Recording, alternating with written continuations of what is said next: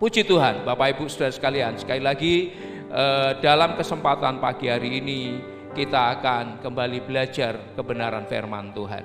Pagi hari ini saya akan mengajak saudara merenungkan firman Tuhan atau belajar firman Tuhan dari kitab Mazmur pasal 91 ayat 1 dan 2. Ya, orang yang duduk dalam lindungan yang maha tinggi. Demikian topik pembicaraan kita pagi hari ini. Saudara, hari-hari ini memang ayat ini atau Mazmur ini sempat menjadi pembicaraan yang cukup hangat, cukup viral, ya, cukup hangat dan cukup viral, ya. Banyak teolog berbicara dan menyatakan pandangan-pandangannya, dan menurut saya itu hal yang baik untuk kita bersama-sama perhatikan, untuk kita bersama-sama pelajari, ya. Ya, saudara, Mazmur 91 ayat 1 dan 2 saya akan bacakan buat kita sekalian lengkap dari ayat ini, ya. Orang yang duduk dalam lindungan yang maha tinggi dan bermalam dalam naungan yang maha kuasa akan berkata kepada Tuhan, tempat perlindunganku, kubu pertahananku, Allahku yang ku percayai.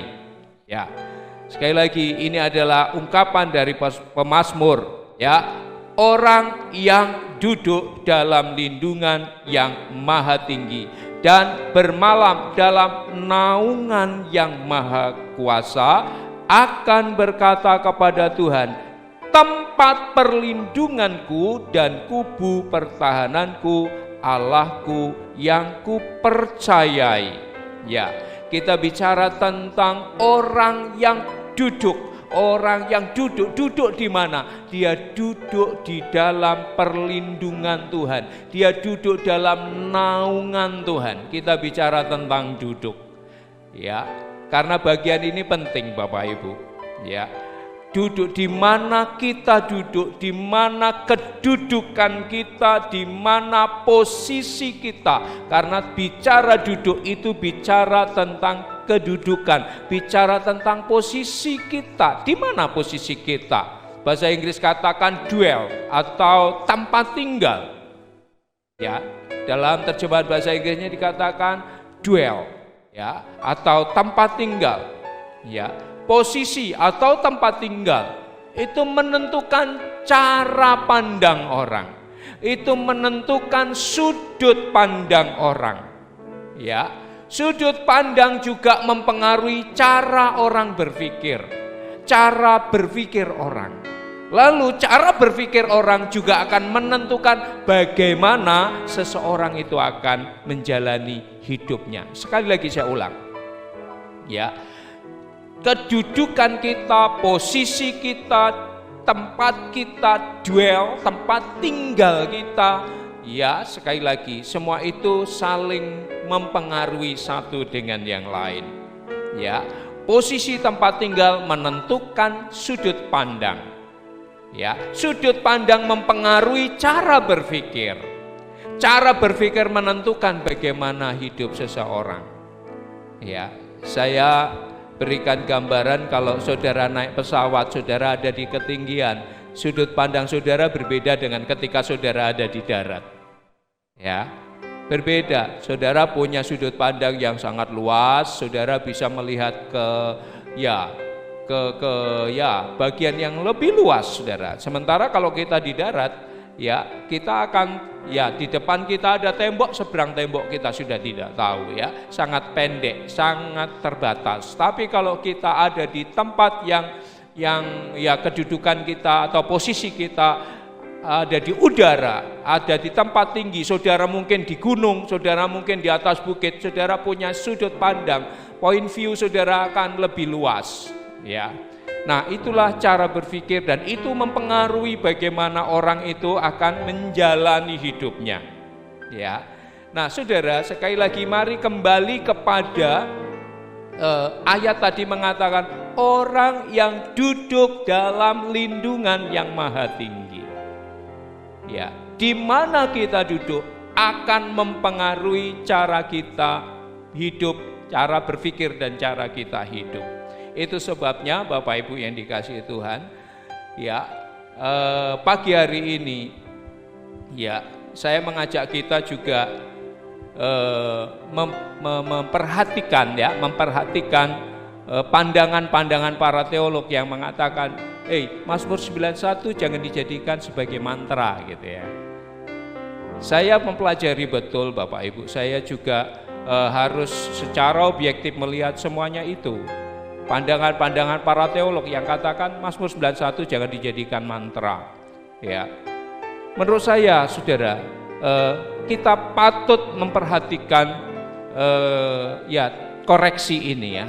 Kita patut memperhatikan pandangan ini karena saudara, kenapa orang sampai punya dasar-dasar pemikiran mengatakan Mazmur 91 jangan dijadikan sebagai mantra. Tentu saja ada dasar-dasarnya. Tentu saja ada pijakan-pijakan berpikir sehingga orang mengatakan demikian atau menyatakan pandangannya secara demikian.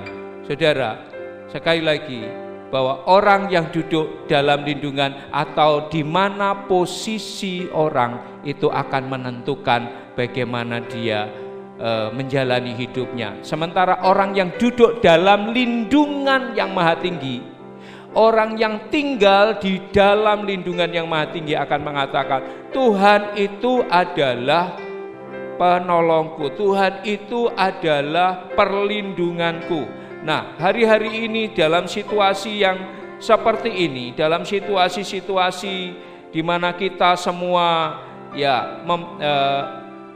menghadapi sebuah persoalan global COVID-19 ya saudara. Dalam persoalan ini sampai kita harus beribadah dengan cara seperti ini. Kita harus streaming ya, beberapa waktu kita terus meeting Zoom ya, Zoom meeting, dan kemudian kita coba buat opsi-opsi yang lain dan akhirnya kita putuskan untuk melakukan streaming seperti hari ini saudara. Ya, itu karena semua persoalan yang sedang ada berkembang di hari-hari ini. Itu sebabnya saudara, mari kita belajar bersama-sama kebenaran firman ini, bahwa situasi ini mendorong kita semua, situasi ini mengajari kita semua supaya hari-hari ini di mana kita duduk, di mana posisi kita. Ya tentu saja di rumah kita masing-masing, bukan? Tapi bukan itu yang saya maksudkan. Yang saya maksudkan adalah di mana posisi rohani kita, di mana posisi hubungan kita dengan Tuhan. Ya, itu yang hari-hari ini saya mau kita semua renungkan bersama-sama. Ya, hari-hari ini penting banget Bapak Ibu. Hari-hari ini penting sekali karena apa? Sekali lagi, di mana kita duduk, di mana kita berada, di mana posisi kita, itu mempengaruhi cara kita hidup, cara kita berpikir. Ya, oleh karena itu kembali kepada Mazmur 91 ini tadi, ya, dia mengatakan orang yang duduk. Ya, duduk di mana? Duduk dalam naungan yang maha tinggi. Ya, he that dwelt in the secret place of the Most High. Ya, ia yang tinggal. Ya, dia yang tinggal di dalam di secret place. Ya, saudara, di dalam bahasa Inggris itu keren ya. Di tempat yang tersembunyi, tempat rahasianya Tuhan. Ya. Orang untuk tinggal di tempat rahasianya Tuhan. Ya, orang yang tinggal mau pergi ke sana. Orang pergi kemana? Ke tempat tinggal, tempat yang tersembunyi di hadirat Tuhan. He that dwell in the secret place of the Most High shall abide under the shadow of the Almighty. I will say of the Lord, He is my refuge and my fortress, my God, in Him will I trust. Ya, orang yang tinggal di dalam hadirat Tuhan akan mengatakan, Tuhan adalah perlindunganku. Tuhan adalah kota bentengku. Ya. Ya toh saudara, sekali lagi saudara perhatikan. Ya, orang itu tinggal di hadirat Tuhan. Orang itu tinggal di dalam naungan Tuhan. Baru kemudian dia mengatakan, ya, dia mengatakan Tuhan adalah tempat perlindunganku.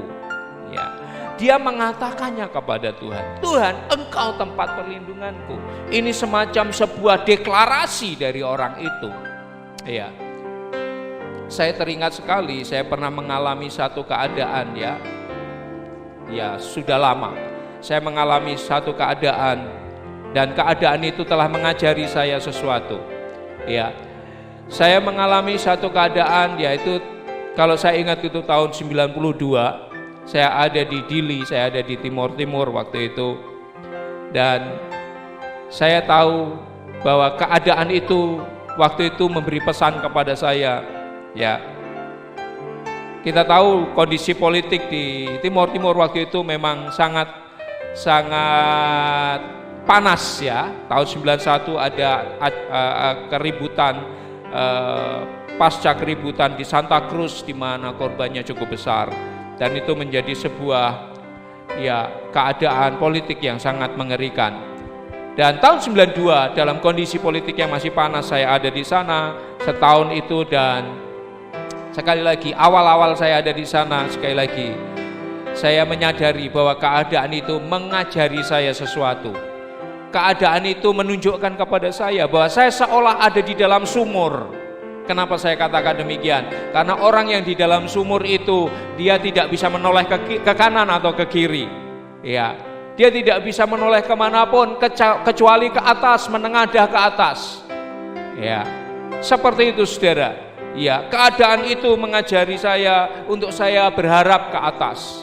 Ya, dari keadaan itu kemudian saya bangun hubungan saya dengan Tuhan, saya bangun kehidupan saya dengan Tuhan. Ya, saya seret, saya paksa diri saya untuk seret dan paksa daging ini saudara ya. Daging ini harus dipaksa untuk mencari Tuhan. Mulai berdoa lebih banyak, mulai baca firman lebih banyak. Ya, dan mulai belajar mempercayai setiap firman Tuhan. Mulai belajar mempercayai janji Tuhan. Seperti tadi katakan nyanyian tadi, bahwa Engkau Tuhan yang berjanji dan tidak pernah mengingkari. Saya mulai mempercayai firman, saya mulai mempercayai kata-kata firman. Sampai setelah beberapa lama, muncul dari dalam diri saya saudara, muncul dari dalam hati saya. Saya mengatakan, Tuhan, saya tidak mau tahu bagaimana cara Engkau di dalam naungan yang maha tinggi. Ketika kita membangun hubungan kita dengan Allah, mulailah roh kita connect dengan Tuhan, terjadi sebuah hubungan, dan kemudian dari situ mulai muncul saudara, mulai muncul pernyataan-pernyataan. Ya, pemazmur katakan ketika dia duduk di naungan, di dalam Tuhan, di dalam naungan Tuhan, dia mulai mengatakan, Tuhan, Engkaulah kekuatanku, Engkaulah perlindunganku, Engkaulah tempat di mana aku mempercayai. Ya, saudara, jadi demikianlah ketika kita menyeret diri kita dalam hubungan dengan Tuhan, kita akan terkoneksi dengan Tuhan. Lalu muncul deklarasi-deklarasi seperti itu Bapak Ibu yang dikasihi Tuhan. Oleh karena itu, hari-hari ini dalam situasi seperti ini, ada sebuah pernyataan atau pertanyaan tepatnya. Ada sebuah yang akan kita andalkan. Siapa yang kepadanya kita percayai. Orang kaya sekarang tidak bisa mengandalkan kekayaannya. Untuk apa orang menjadi kaya hari-hari ini kalau dia tidak mengandalkan Tuhan? Karena saudara, semua sistem ekonomi sudah berhenti hari-hari ini. Semua aktivitas ekonomi berhenti. Orang yang begitu fisiknya begitu kuat, orang yang fisiknya begitu sehat, pemain-pemain bola bisa kena corona juga, saudara. Dan orang kaya juga banyak yang meninggal juga karena corona. Ya, sekali lagi saudara, kita ini mau mengandalkan apa? Kita ini mau mengandalkan siapa hari-hari ini? Ya, itu akan menentukan di mana kita duduk. Atau juga ketika kita sudah memutuskan kita mau duduk di mana, maka ada banyak hal-hal yang lain akan mengikuti di belakangnya. Oleh karena itu Bapak Ibu sekalian, pagi hari ini mari renungkan baik-baik di mana kita duduk. Nah saudara, saya mau memberikan sebuah gambaran sebagai suatu perbandingan. Baca Mazmur pasal 1 ayat 1 dan 2. Ya, baca Mazmur, buka Alkitab saudara dan buka Mazmur 1 ayat 1 dan 2. Saya bacakan buat kita semua. Berbahagialah orang yang tidak berjalan menurut nasihat orang fasik, yang tidak berdiri di jalan orang berdosa, dan yang tidak duduk di dalam kumpulan pencemooh. Catat baik-baik. Ya, catat baik-baik. Ya, orang yang ini berbahagia, ditulis berbahagialah orang yang tidak berjalan menurut nasihat orang fasik, tidak berdiri di jalan orang berdosa, dan tidak duduk dalam kumpulan pencemooh. Catat baik-baik, dia tidak duduk di tengah-tengah kumpulan pencemooh. Ayat 2, tetapi yang kesukaannya ialah Taurat Tuhan, dan yang merenungkan Taurat itu siang dan malam. Saudara bisa lanjutkan pembacaannya. Apa yang terjadi dengan orang yang demikian? Yang pertama jelas dia berbahagia. Yang selanjutnya saudara bisa baca ayat 5 ayat 6. Ya, apa saja yang dibuatnya berhasil. Ya, tapi bukan itu saudara. Yang kita bicarakan hari ini adalah di mana orang itu duduk. Di mana orang itu duduk, ya. Pemazmur, penulis kitab Mazmur mengatakan, aku tidak duduk di kumpulan pencemooh. Saya bacakan satu ayat lagi, ya, masih di kitab Mazmur, ya, pasal 26. Mazmur pasal 26 ayat 4 dan 5. Perhatikan. Aku tidak duduk dengan penipu dan dengan orang munafik. Aku tidak bergaul. Aku benci kepada perkumpulan orang yang berbuat jahat, dan dengan orang fasik aku tidak duduk. Saudara, menurut saudara kenapa pemazmur katakan, ya, pertama, berbahagia orang yang tidak duduk di dalam kumpulan pencemooh. Ya. Dan pasal 26, aku tidak duduk dengan penipu, dengan orang fasik aku juga tidak duduk. Ya.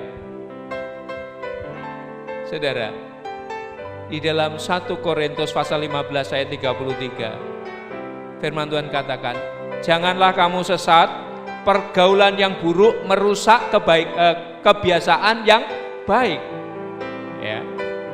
Saudara, kalau orang itu duduk dengan pencemooh, maka tidak lama orang yang tadinya baik dia akan menjadi pencemooh. Orang yang duduk dengan orang fasik, tadinya dia baik, kemudian dia jadi fasik. Ya. Orang yang tadinya baik duduk di kumpulan, ya, orang jahat, maka dia akan terbawa menjadi jahat. Itu sebabnya saudara, dengan siapa kita duduk, dengan siapa kita bergaul hari-hari ini akan menjadi sesuatu yang menentukan. Ya, maka dari itu tadi saya tanya, di manakah kita duduk? Di manakah kita memposisikan diri kita? Karena itu sekali lagi saudara turut menentukan harus di mana saudara akan duduk. Itu sebabnya Bapak Ibu yang dikasih Tuhan, hari-hari ini kalau keadaan seperti ini mengajari kita seperti itu, ya, mari kita belajar sungguh-sungguh, ya. Tadi di awal saya katakan tentang pendapat atau pandangan-pandangan para teolog, ya. Jangan jadikan Mazmur 91 ini mantra, ya. Jangan jadikan Mazmur 91 ini mantra. Apakah itu mantra? Ya. Mantra itu kan semacam password, ya. Kalau saya ingat apa itu khotbahnya Daud Tony, mantra itu adalah password untuk orang masuk ke dimensi yang itu, saudara, ya. Untuk masuk dalam dimensinya mereka, ya, dalam dimensi kuasa kegelapan. Yang dimaksudkan oleh teolog kemungkinan didasari oleh pemikiran, ya. Kemungkinan didasari oleh pemikiran. Ada orang-orang tertentu, ya, yang mengucapkan Mazmur 91 dan kemudian dia merasa aman, gitu ya. Asal sudah mengucapkannya, dia merasa aman, ya. Tanpa, ya saudara, ini dikritisi sedemikian rupa karena apa, saudara? Ada orang yang sebetulnya yang dikritisi menurut saya ini adalah kemalasan, saudara. Ini yang dikritisi adalah spirit kemalasan, ya. Kemalasan yang bagaimana yang dimaksudkan? Ya, saudara. Ya. Jadi orang bisa berpikir, yang penting sudah mengucapkan Mazmur 91, nanti semuanya jadi aman. Ya, tanpa mereka mau belajar, tanpa mereka mau berusaha, ya. Sementara ada banyak orang, ya saudara, mereka belajar, mereka ya harus kuliah sampai sedemikian rupa, mencapai level-level strata tertentu dan kemudian mempunyai pengetahuan, pemahaman, sementara orang lain tanpa mau belajar, tanpa mau berusaha, ya, lalu mau main klaim saja begitu firman Tuhan dan kemudian merasa aman, ya.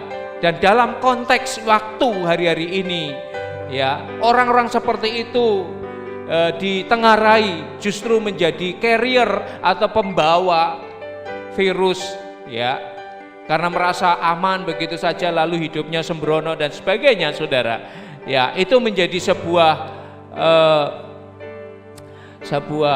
hal yang menjadi perhatian banyak pihak. Kita patut untuk memperhatikan bagian ini, ya. Dan sekali lagi, saudara, koreksi itu adalah bagi orang-orang yang malas. Saya setuju kalau orang-orang malas itu dikoreksi. Saya setuju kalau orang-orang yang tidak mau membangun hubungannya dengan Tuhan itu dikoreksi oleh pandangan ini. Saya setuju sekali, ya. Supaya orang tidak sekali lagi malas, saudara, karena kemalasan tidak mengerjakan apapun, ya, di hadapan Tuhan.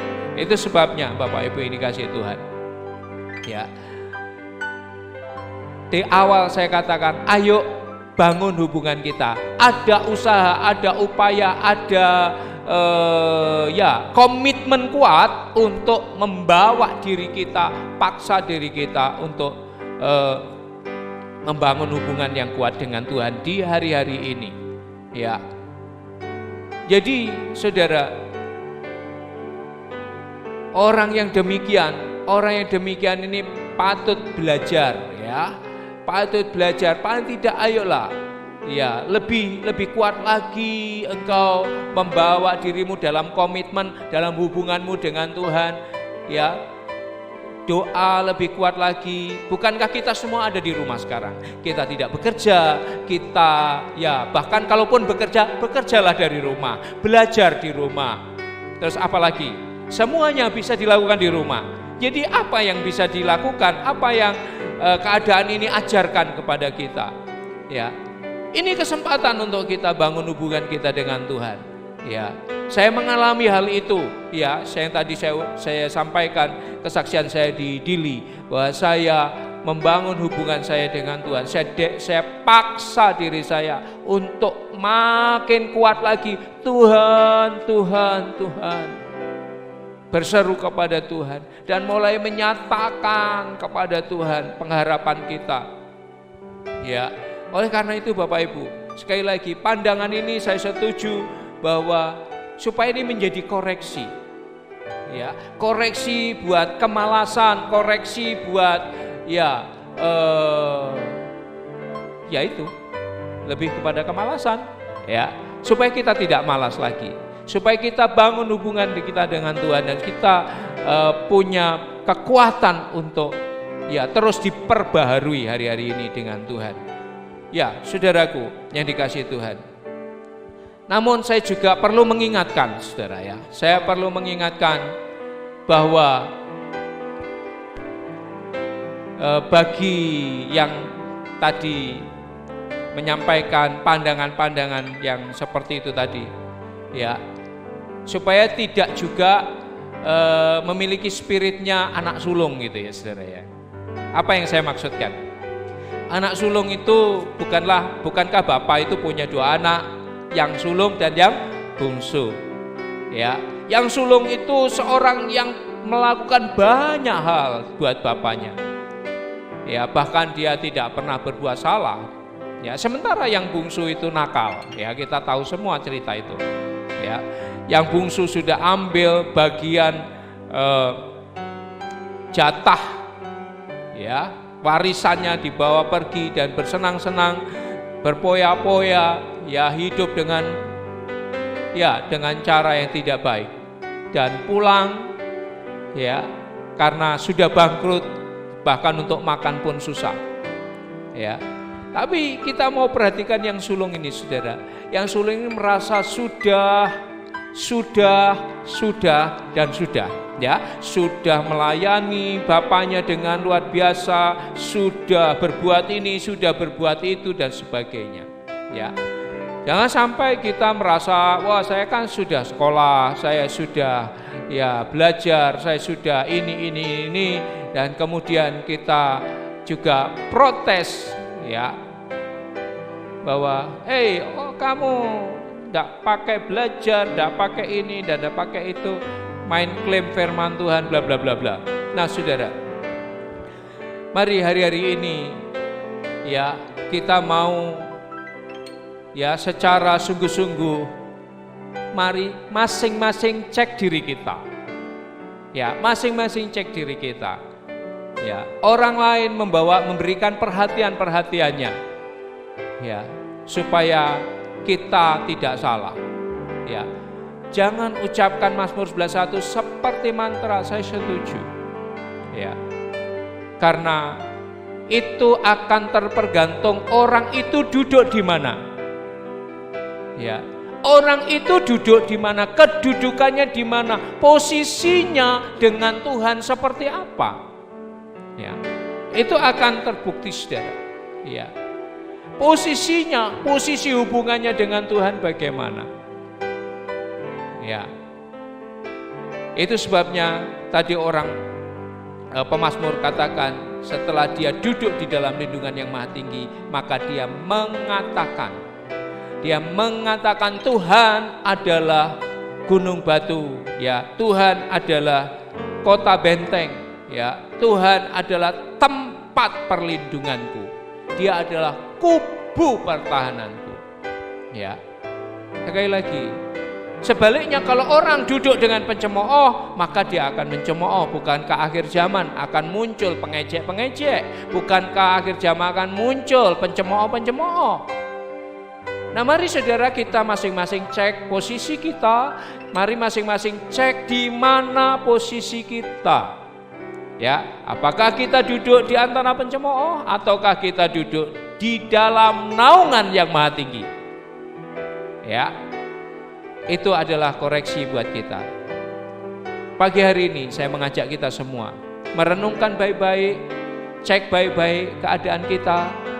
Ya, mungkin saya tidak perpanjang renungan firman Tuhan pagi hari ini, pesan firman Tuhan pagi hari ini, tetapi satu hal. Ya, kembali. Ya, menurut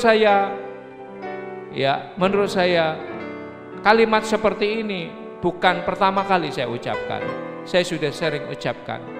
Kerinduan saya, bahwa kita semua hari-hari ini ya benar-benar mau bangun hubungan kita dengan Tuhan. Sebab siapakah yang akan kita andalkan di hari-hari seperti ini?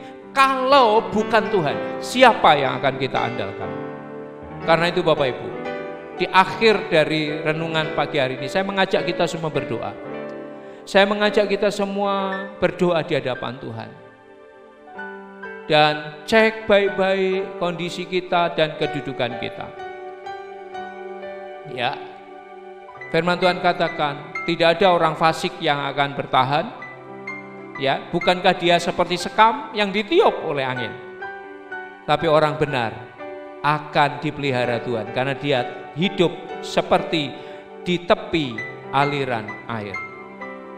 Di mana posisi saudara akan teruji di hari-hari ini.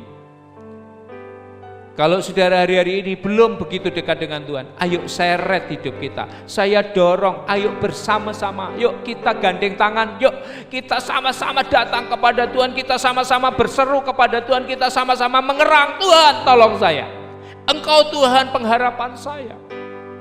Tarik dirimu, seret dirimu, paksa diri. Mari kita berdoa. Tuhan terima kasih anugerah-Mu. Tuhan terima kasih kemurahan-Mu. Tuhan terima kasih perhatian-Mu. Terima kasih juga hati-Mu yang Kau nyatakan di tengah-tengah kami. Terima kasih buat setiap kebenaran yang boleh disampaikan. Terima kasih buat kemurahan-Mu. Kami sekalipun dengan format streaming, namun kami toh masih bisa menikmati berkat-berkat Tuhan. Karena kami tahu ada saatnya di mana semuanya sudah tidak bisa dilakukan. Nah, kami tahu ada saatnya di mana orang hanya akan hidup dengan apa yang sudah dia terima. Oleh karena itu hari-hari ini, setiap kebenaran yang sudah disampaikan, setiap firman yang sudah disampaikan, setiap pesan yang sudah disampaikan, Tuhan kiranya Roh Kudus memberkati, sehingga itu berbuah. Kami semua didorong untuk membangun hubungan kami dengan Tuhan. Kami semua didorong keluar dari komunitas atau dari situasi-situasi yang tidak baik. Tapi kami dibawa ke tepian air, ke tepian aliran-aliran air, yaitu firman-Mu, sehingga hidup kami berbuah-buah. Terpujilah nama-Mu Tuhan. Pagi hari ini kami mengakhiri streaming ini, kami mengakhiri renungan ini, dan kami mohon berkat anugerah kasih karunia-Mu curahkan atas kami sekalian. Biar Engkau terus menyinari kami dengan wajah-Mu, Engkau terus mengarahkan pandangan-Mu atas hidup kami di sepanjang perjalanan hidup kami di hari-hari ini. Dan firman-Mu itu yang menerangi langkah kaki kami sehingga kami tahu kami harus berbuat apa, kami harus bagaimana. Tuhan terima kasih anugerah-Mu. Terus nyatakan kemurahan-Mu atas kami.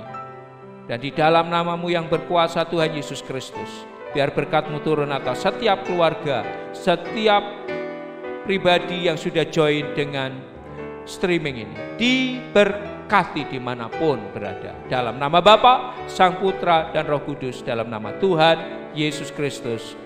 Amin, amin, amin. Puji Tuhan. Saudara, kiranya Tuhan berkati kita semua. Shalom.